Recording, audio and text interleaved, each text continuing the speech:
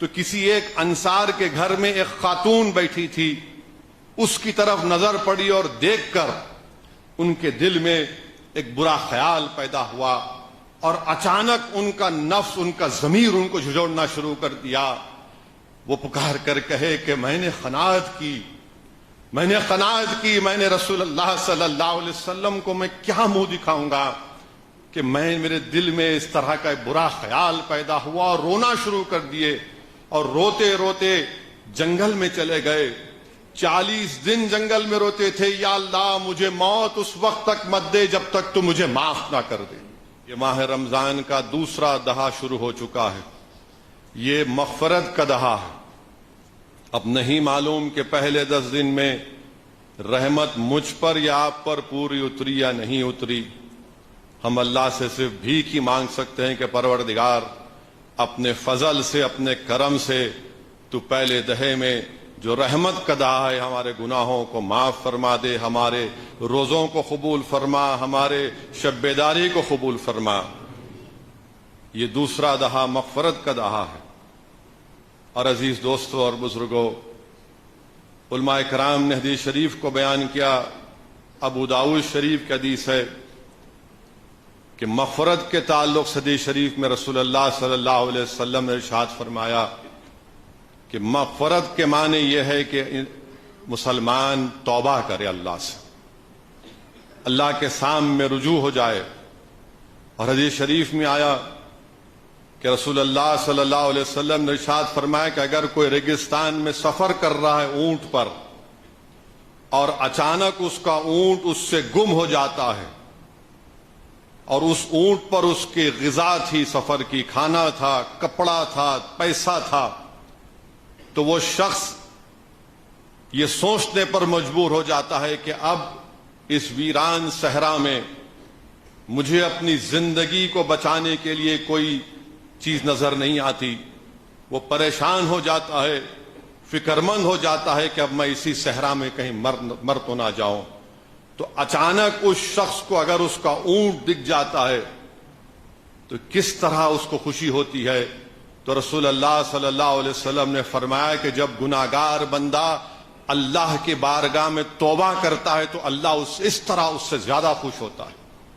تو میرے عزیز دوستوں اور بزرگوں، ہم تمام کو بشمول مجھے اللہ کے بارگاہ میں سرب سجود ہو کر ہم تمام کو اللہ سے بھیک مانگنے کی ضرورت ہے، اللہ کو راضی کرنے کی ضرورت ہے۔ یہ وہ ماہ مبارک ہے کہ جب رات ہوتی ہے تو رات جب شروع ہوتی ہے تو صبح تک اللہ کے فرشتے آسمانوں میں پکارتے ہیں کہ ہے کوئی جو اللہ کی رضا چاہتا ہے وہ اللہ کی رضا حاصل کر لے، ہے کوئی جو رزق چاہتا ہے وہ اللہ سے رزق کو طلب کرے، ہے کوئی جو اپنے گناہوں کی مغفرت چاہتا ہے تو اللہ سے اپنی گناہوں کی مغفرت کرا لے۔ علماء کرام، محدثین، مفسرین نے لکھا اس بارے میں، حضرت ثناء اللہ پانی پتی رحمۃ اللہ علیہ نے لکھا کہ جب ایک مسلمان اپنے گناہوں سے پشیماں ہوتا ہے اور پانی پانی ہو جاتا ہے، حقیر سمجھتا ہے اپنے آپ کو، اور اپنے گناہوں کو یاد کر کر کے اللہ کے سامنے رو کر بھیک مانگتا ہے کہ اللہ مجھ سے گناہ ہوا تو میرے گناہوں کو معاف فرما دے، تو اللہ کی رحمت جوش میں آتی ہے۔ حدیث شریف میں آیا کہ حضرت ابو ذر رضی اللہ تعالی عنہ روایت کرتے ہیں کہ محمد مصطفیٰ صلی اللہ علیہ وسلم فرما رہے ہیں کہ جب اللہ کے سامنے حساب کتاب ہوگا، ایک شخص کو لایا جائے گا، اس کے سامنے اس کے چھوٹے گناہوں کا ذکر ہوگا، اور اللہ اس سے پوچھے گا کہ کیا تو نے گناہ کیے، چھوٹے گناہ؟ تو کہے گا کہ ہاں یا اللہ میں نے گناہ کیا۔ اللہ حکم فرمائے گا کہ اس گناہ کے عوض میں نیکی لکھو۔ اب اس کے ہر چھوٹے گناہ کو دہرایا جائے گا، وہ اقرار کرے گا اور اس کے نیکیوں میں لکھا جائے گا۔ جب وہ اللہ سبحانہ و تعالیٰ کی رحمت کا نرالا مزاج دیکھے گا تو وہ شخص کہے گا یا اللہ یہ تو میرے چھوٹے گناہ ہیں، میرے بڑے گناہ کا کیا ہوگا؟ تو حدیث شریف میں آیا کہ رسول اللہ صلی اللہ علیہ وسلم تبسم فرمائے اور اپنے دندان مبارک کو دکھایا کہ یعنی یہ جو امید پر یہ اللہ سے کہہ رہا تھا کہ اللہ میرا بڑے گناہوں کا کیا ہوگا۔ تو میرے عزیز دوستوں اور بزرگوں، میرے غیور نوجوان ساتھیوں، یہ ماہ مبارک میں ہم کو اللہ کو راضی کرنا ہے، یہ رمضان کا مغفرت کا دوسرا دہا ہے۔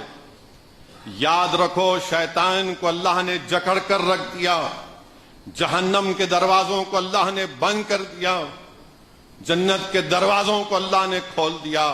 اگر آج ہم اللہ کی رحمت سے فائدہ نہیں اٹھائیں گے جو ہم تمام پر برس رہی ہے، اگر آج ہم اللہ سے رجوع نہیں ہوں گے، اپنی گناہوں کی اللہ کے سامنے مغفرت نہیں مانگیں گے، تو پھر کب مانگیں گے؟ میرے عزیز دوستو اور بزرگوں، رسول اللہ صلی اللہ علیہ وسلم کے صحابی تھی حضرت ثعلبہ عبد الرحمن رضی اللہ تعالیٰ عنہ۔ وہ رسول اللہ صلی اللہ علیہ وسلم کے خادم تھے، کام کرتے تھے۔ رسول اللہ صلی اللہ علیہ وسلم ان کو ذمہ داریاں دیتے تھے۔ ایک مرتبہ کوئی ایک کام اللہ کے رسول صلی اللہ علیہ وسلم نے ان کو دیا، ثعلبہ رضی اللہ تعالیٰ عنہ۔ تو وہ جب جا رہے تھے تو کسی ایک انصار کے گھر میں ایک خاتون بیٹھی تھی، اس کی طرف نظر پڑی اور دیکھ کر ان کے دل میں ایک برا خیال پیدا ہوا، اور اچانک ان کا نفس، ان کا ضمیر ان کو جھنجھوڑنا شروع کر دیا۔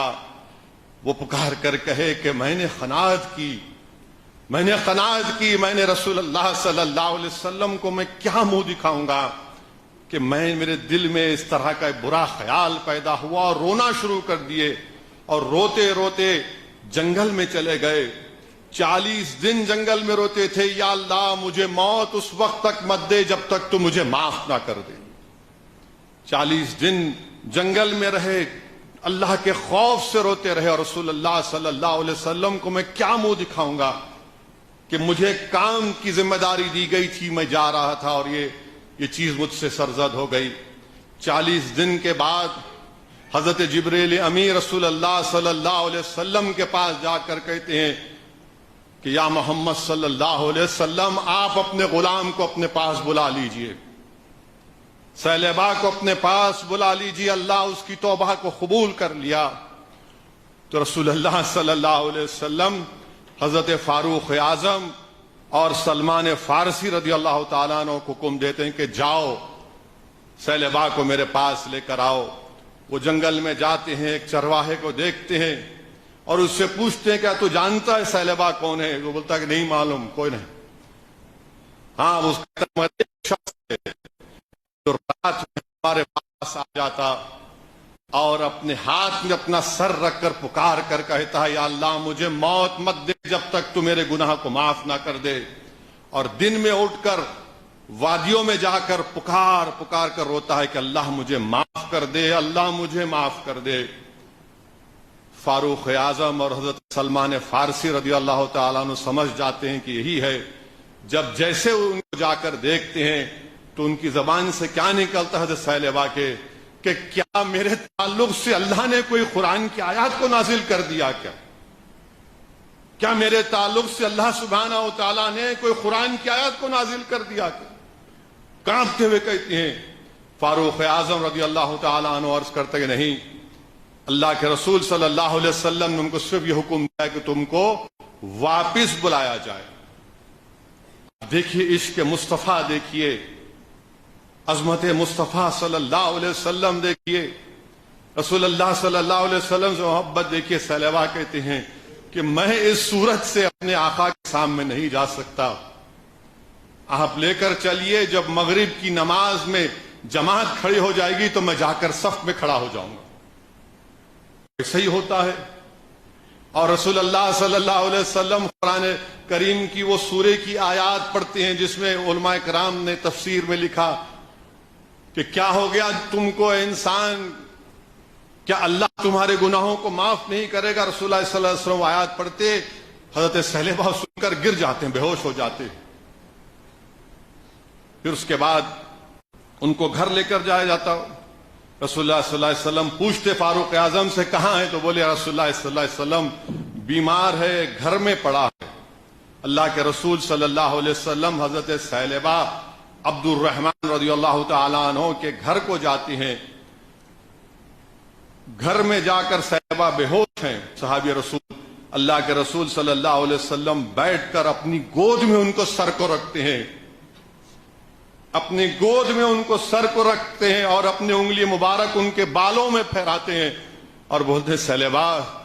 وہ جب دیکھتے ہیں رسول اللہ صلی اللہ علیہ وسلم اپنا سر کھینچ لیتے ہیں, کہتے ہیں یا رسول اللہ صلی اللہ علیہ وسلم میں اتنا قابل نہیں ہوں, گناہ گار ہوں کہ آپ کے گود میں اپنا سر رکھوں.